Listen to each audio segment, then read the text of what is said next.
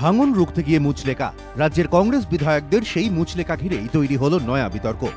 কংগ্রেসের ৪৪ জন বিধায়ককে ১০০ টাকার নন জুডিশিয়াল স্ট্যাম্প পেপারে সই করে মুচলেকা দিয়ে জানাতে হয়েছে দলের সমস্ত সিদ্ধান্ত মেনে চলবেন, দলের প্রতি অনুগত থাকবেন।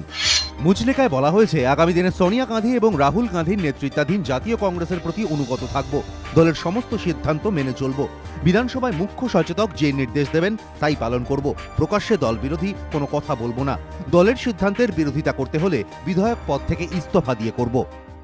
একটা অভিনব ব্যাপার যে আমি আমার পার্টির প্রতি যে লয়ালিটি সেইটা আমি নিজে ডিক্লারেশন দিচ্ছি এবং পার্টির সভাপতিকে আমরা সেটা অর্পণ করছি, তিনি সেটা দিল্লিতে প্লেস করবেন। কংগ্রেস বিধায়কদের এই মুচলেকা ঘিরে বিতর্ক তৈরি হয়েছে জাতীয় স্তরে। বিজেপির গলায় কটাক্ষের সুর। और ये बहुत दुर्भाग्य की बात है कि कांग्रेस को अपने नेता पे विश्वास व्यक्त करने के लिए 100 रुपए के स्टाम्प पर लिखाना पड़ रहा है।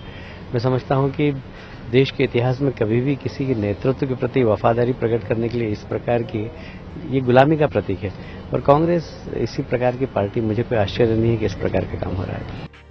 দলের প্রতি আনুগত্য দেখাতে গিয়ে বাংলার বিধায়করা যা করেছেন তাতে আপত্তির কিছুই নেই বলে মনে করছে কংগ্রেস হাইকমান্ড। ২০১১ সালে তৃণমূলের সঙ্গে জোট বেঁধে লড়েছিল কংগ্রেস, সেবার তারা ৪২টি আসনে জেতে, কিন্তু গত ৫ বছরে বারবার কংগ্রেসের ঘর ভেঙেছে। কংগ্রেস ছেড়ে তৃণমূল শিবিরে যোগ দেন ১১ জন বিধায়ক, এর মধ্যে মাত্র ২ জন বিধায়ক পদ থেকে ইস্তফা দিয়ে তৃণমূলে যোগ দিয়েছিলেন। এবার কংগ্রেসের ৪৪ জন বিধায়ক, তাদের ধরে রাখতে মরিয়া প্রদেশ কংগ্রেস নেতৃত্ব। সেই মতো নবনির্বাচিত বিধায়কদের দিয়ে মুচলেকা লিখিয়ে কার্যত শপথ করিয়ে নিল বিধান ভবন, এমনটাই মত পর্যবেক্ষকদের একাংশের। অভিনব হলেও মুচলেকা সংস্কৃতি অবশ্য কংগ্রেসের বিরল নয়।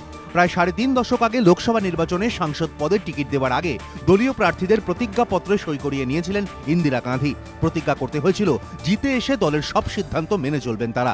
৩৫ বছর পর এবার কার্যত সেই পথে হাঁটল প্রদেশ কংগ্রেস। দীপক ঘোষ, এবিপি আনন্দ।